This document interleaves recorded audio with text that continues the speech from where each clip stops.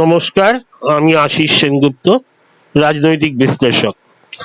অভিষেক ব্যানার্জির ঔদ্ধত্যটা একবার দেখুন। দেখুন এই ছোট্ট ভিডিওটা। যারা এসব প্রশ্ন করছে কলকাতা পুরসভাকে জিজ্ঞেস করুন অবৈধ অংশটা কোথায়, জিজ্ঞেস করে আসুন, আগে জিজ্ঞেস করে আসুন, তারপর আমার থেকে উত্তর নেবেন। আপনি স্পেসিফিক্যালি জিজ্ঞেস করুন কোন অবৈধ অংশ, যে অবৈধ অংশ মার্ক করে দেবে উত্তর আমার থেকে নিয়ে যাবেন। দেখলেন, মোটামুটি 17খানা মতো নোটিশ পাঠিয়েছে কলকাতা মিউনিসিপ্যাল কর্পোরেশন অভিষেক ব্যানার্জিকে তার সম্পত্তিগুলোর বিষয়ে। এর মধ্যে কিছু আছে যে ওনার ওই শান্তিনিকেতন বাড়িটা 188-এ, ওখানে বলা হয়েছে যে কিছু বোধহয় বেআইনি পোর্শন আছে, যেগুলো হয় ওনাকে এক্সপ্লেনেশন দিতে হবে, নয় ওনাকে ভেঙে ফেলতে হবে, নয় পুরসভা এসে, কলকাতা মিউনিসিপ্যাল কর্পোরেশন এসে ভেঙে দেবে, আর সেটার খরচা অভিষেক বাবুকে দিতে হবে। কুণাল ঘোষ এই প্রসঙ্গে বলেছিলেন যে এইগুলো সব গুজব, ইয়েলো জার্নালিজম, সংবাদ মাধ্যম, মিডিয়া এরা সব বানিয়ে বানিয়ে বলছে, এরকম কোনো কিছু হয়নি, আর এগুলো রটাচ্ছে, এর মধ্যে কোনো সততা নেই। ঠিক পরের দিনই এবিপি আনন্দ সুমন্দে নিজের প্রোগ্রাম থেকে বলেছেন যে প্রতিটা 17খানা নোটিশের কপি ওনাদের কাছে আছে এবং সেগুলো দর্শকদের দেখানো হবে, এটাই প্রমাণ করতে যে গুজব নয়।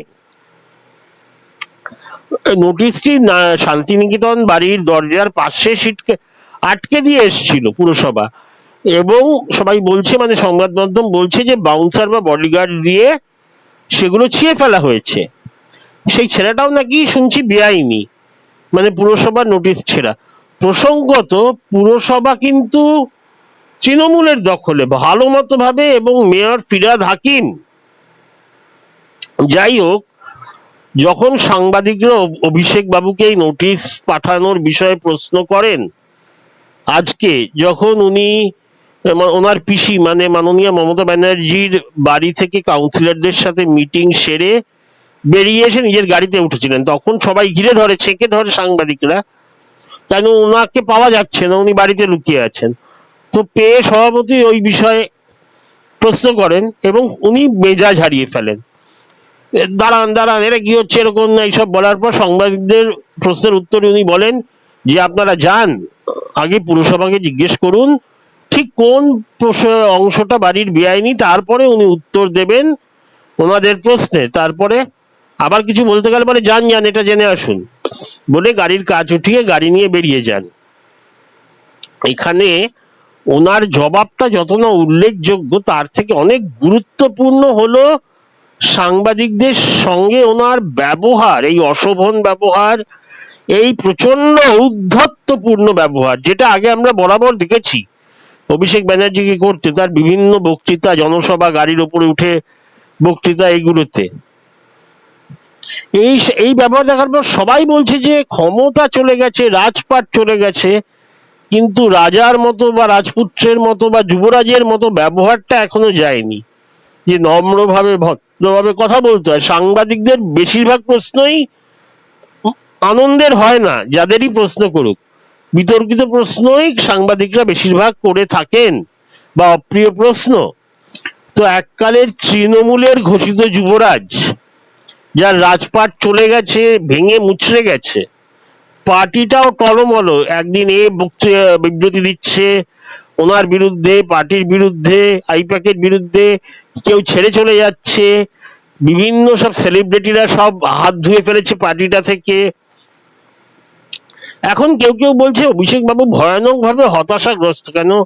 যেই উচ্চতায় উনি ছিলেন লাইফস্টাইলে, যেভাবে শয়ে শয়ে পুলিশ বডিগার্ড ঘিরে রাখতো, ওনার বাড়িতে মানে ত্রিসীমানায় কাউকে ঘেঁষতে দেওয়া হতো না, আর সেটা এখন সেলফি পয়েন্টে তৈরি হয়েছে, লোক এসে গালাগাল দিয়ে যাচ্ছে, হাসছে, ওর বাড়ির দরজায় গেরুয়া পতাকা, বিজেপির পতাকা পুঁতে দিচ্ছে, চেঁচামেচি করে ডাকছে, চ্যালেঞ্জ করছে, মানে যেটা উনি 15 দিন আগেও কল্পনা করতে পারতেন না, সেই সব ঘটছে। মানে উনি এটা দুঃস্বপ্নের মধ্যে দিয়ে যাচ্ছেন, দুঃস্বপ্নের মধ্যে দিয়ে। সেই কারণেই কি ব্যবহার, মানে সেলফ ডিফেন্স মেকানিজম একটা চলে এসছে, যে উগ্রতা দিয়ে নিজেকে ডিফেন্ড করছেন। যেটাই কারণ হোক, সাংবাদিকদের তো জানার কথা না কোন অংশ বেআইনি। এটা হয় উনি জানবেন, নয় পুরসভা জানবেন। আর যেই পুরসভাকে উনি মানে ইনডাইরেক্টলি সাংবাদিকদের মাধ্যমে চ্যালেঞ্জ করলেন, সেই পুরসভাটা তো ওনাদেরই। এখনো তো ফিরহাদ হাকিম হর্তাকর্তা পুরসভার। যেই পুরসভা ওনাকে এতগুলো নোটিশ পাঠাচ্ছে, তার mayor K? Kolkata মিউনিসিপ্যালিটির mayor K? জনাব ফিরহাদ হাকিম। যাই হোক, আপনাদের মতামত জানাবেন অভিষেক বাবুর ব্যবহার নিয়ে। আপাতত এতটাই। জয় হিন্দ।